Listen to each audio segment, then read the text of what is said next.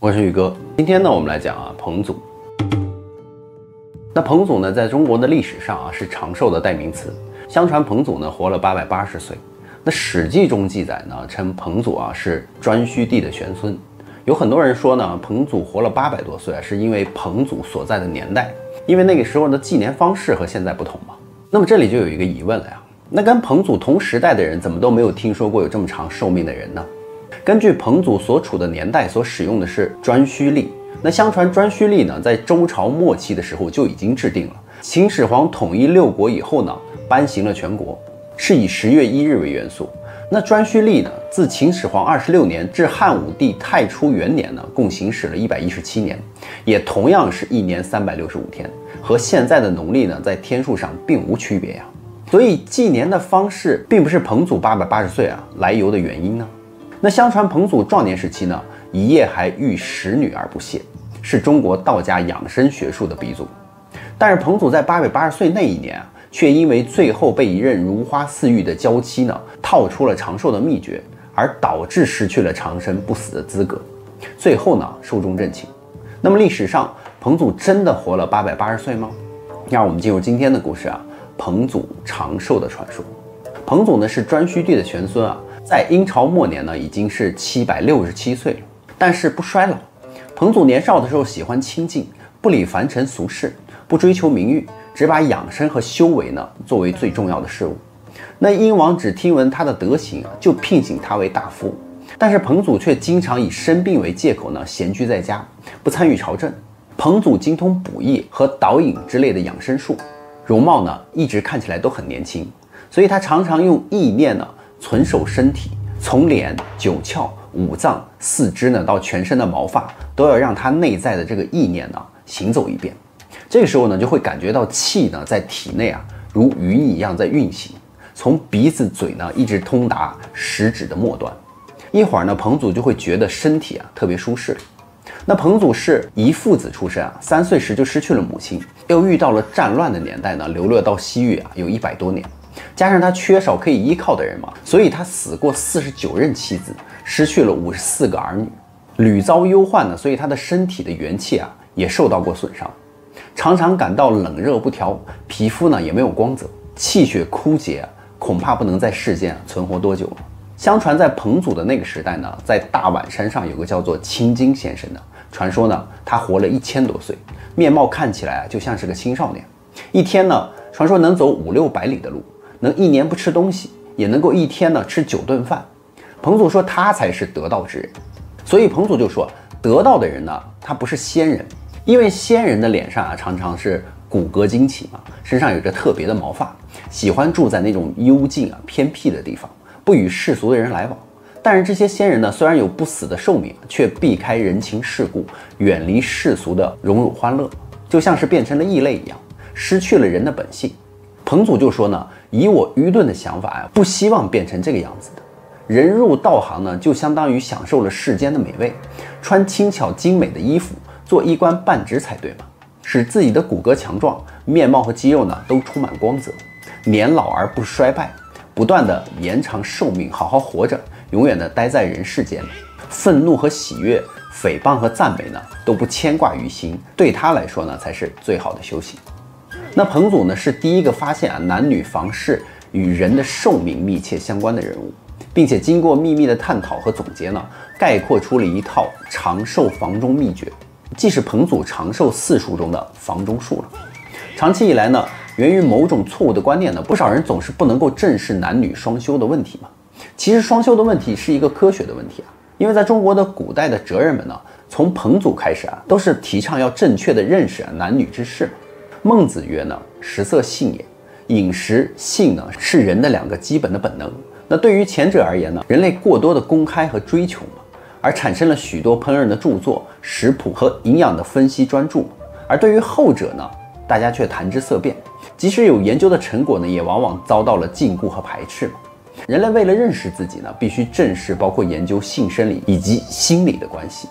那性的反应呢，是人最基本的生命的反应，也可以说是人的原始生命力的反应。我们必须正视男女房事的问题，让其本能呢能够通过人的意志来发挥作用那从健康长寿的角度来说呢，房事的正常实现呢，是深刻的内在的能力的实现，会直接呢促使我们身体内的其他器官活跃起来。那彭祖之所以把男女房事之术作为养生长寿的一大秘诀就在于他把男女阴阳之气和顺合一调节起来呢，作为长寿的一个重要的基础。彭祖之后的阴阳房事论呢，就做了这样的解释：男女阴阳一如日与月，阴与晴。那宇宙呢，乃由阴阳构成，人也是一样的，由男女构成嘛。那阴阳相交而化育万物，万物得以滋生，这就是道的作用了。万事万物呢，都具有阴阳两面。在人的性别之上呢，男属阳，女属阴；在宇宙间呢，天属阳，地属阴。所以天地和谐，则风调雨顺嘛。那男女和谐呢，则万疾不生。所以这里所指的男女和谐呢，既包括了感情方面，肯定也包括了房事方面嘛，使阴阳之气呢合于一起。所以男女在生殖时期的这个阴阳化合呢，就产生了新的形体，这就叫做生。而变化停止呢，寿数终结，这就叫做死。所以呢，天道所赐予的阴阳之气呢，就是房事活动的一个开端嘛。那死呢，就是生命的终结。所以古人就懂得生命必葬在于阴气之中，而阴气伏葬呢，则复功益全。因此呢，在男女阴阳的问题上呢，不仅要懂得护阳，还要懂得养阴。阳足阴厚，自然二气运转呢，活泼生动，利于身心。所以道教中讲的修行呢，其实都是在开发自己的感官和意识。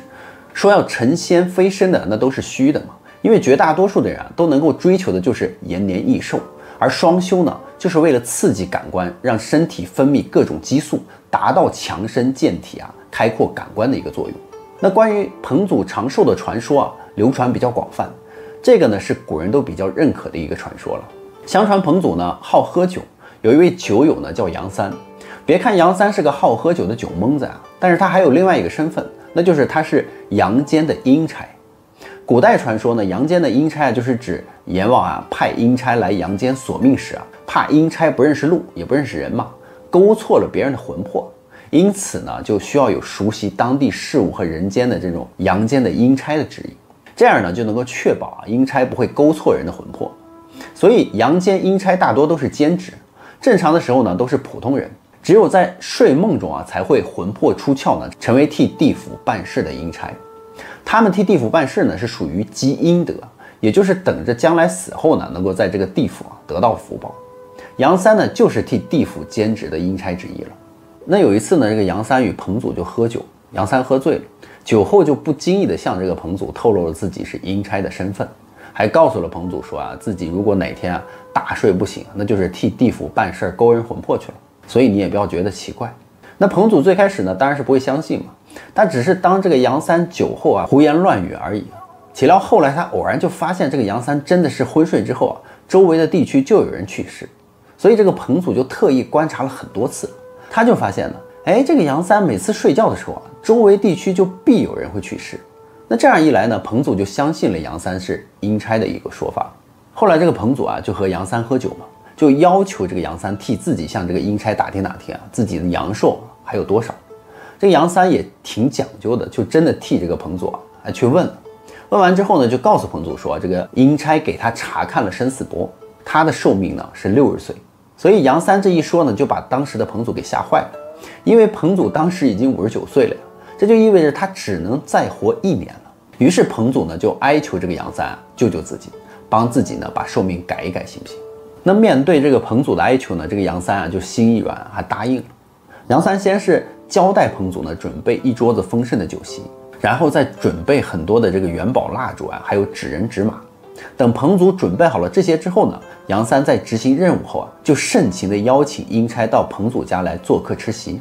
阴差架不住杨三盛情的邀约呢，就只能跟他来到彭祖家里吃饭了。那酒过3巡呢，菜过5味之后杨三就看这些阴差吃的也差不多了，就对这顿饭呢应该是很满意，于是就趁机呢向这些阴差提出了帮彭祖改一下寿命的这个要求，并且还让彭祖呢给他们献上了很多的元宝蜡烛和纸人纸马。那阴差呢是吃人嘴短拿人手短嘛，这种糖衣炮弹的攻势下呢，他们也没办法拒绝。可是修改阳寿这种事情，如果被阎王查出来，那可是要被打入18层地狱的呀。因此，他们既不能拒绝杨三，还不敢明目张胆的这种修改生死簿。于是呢，阴差就只能翻看生死簿啊，苦苦的思考两全其美的办法。正当他翻阅生死簿之际呢，突然一不小心啊，就把这个装订生死簿的这个纸链呢给整断了。纸链断了呢，那生死簿就散了嘛，那责任有可能就更大呀。于是这个时候，这个阴差正在为难之际呢，这个杨三突然就灵机一动，给阴差出了一个主意。他就说建议阴差呢，把这个生死簿中彭祖的这一页撕下来，做成这个纸链呢穿起来，这样这个生死簿呢就不会散了，而彭祖的名字依旧还在这个生死簿上，只不过谁也看不到了嘛。那阴差呢也不算违规，这样不就是两全其美的一个办法吗？那阴差听了这个杨三的办法之后啊，连连称妙，于是呢就把这个生死簿上彭祖的这一页啊做成了纸链，还真的装订上去了。从此呢，阎王勾决人民的时候呢，就再也看不到彭祖的名字了。彭祖呢也因此就躲过了被阴差啊勾魂的命运，一直活了800多岁。由于他太能活呢，因此他熬死了很多任的这个妻子和儿女嘛，前后后算下来呢，他一共啊娶了100多个妻子。而彭祖呢，最后就坏在了第100任妻子的身上，也就是他最后一任妻子。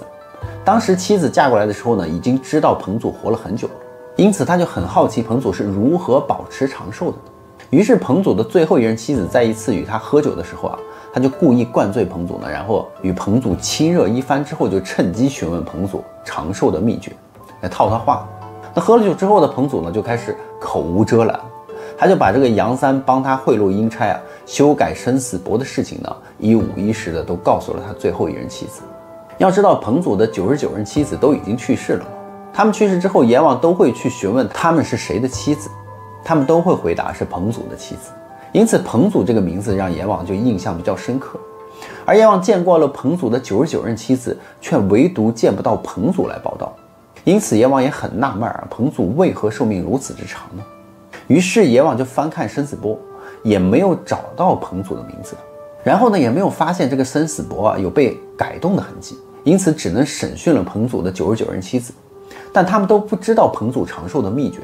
这就让这个阎王很是困惑不解了。直到后来呢，彭祖的最后一任妻子去世，来到地府报道呢，阎王一看，好嘛，又是彭祖的妻子，所以这个彭祖呢是死妻子不死自己了。